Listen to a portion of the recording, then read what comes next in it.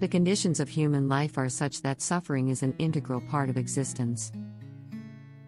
It's an important thing to understand, and it's a viewpoint shared by the bulk of the great religious systems of the world. Life is suffering. Why? Well, one reason is because of society's arbitrary judgment. Every single one of us has traits and features, quirks and idiosyncrasies that are far from ideal, and they're judged by the standards of society as insufficient. And so you suffer because of your imperfect insufficiency in the eyes of others. And you can certainly make the claim that fairly frequently, that's arbitrary. And so that's the claim that society is tyrannical and judgmental and needs to be constantly reconstituted so that the tyrannical element doesn't take full control. And fair enough. You have to stay awake so that that doesn't happen. But the thing is, it doesn't matter what society it is, although they vary in the degree of their tyranny.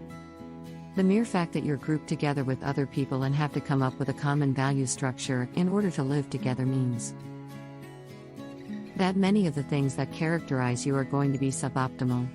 And so the price you pay for social being is that much of you is deemed insufficient.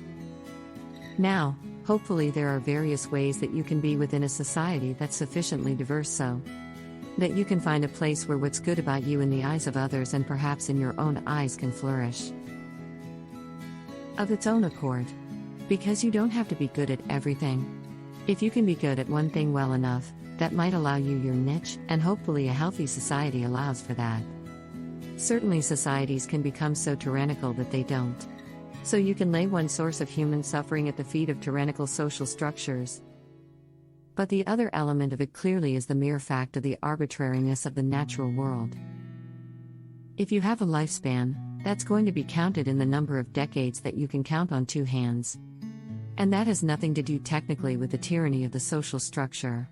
Now, you could say if we got our act together more completely, perhaps you could live longer.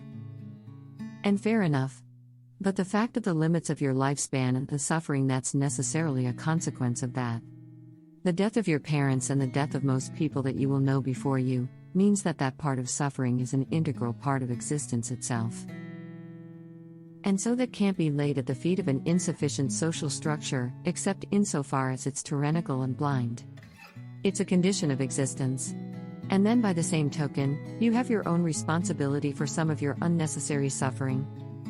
Because there's things you could be doing to make your life better and to make life better for other people that you know perfectly well that you're not doing. And so if you stop doing all the unnecessary things that make your life bad, then it would improve.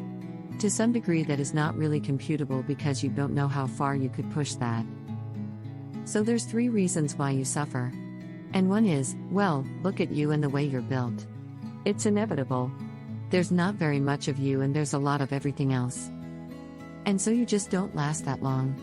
And you're fragile across multiple domains, and then you're harshly treated by society. And there's no doubt about that. And then there's responsibility that can be laid at your own feet.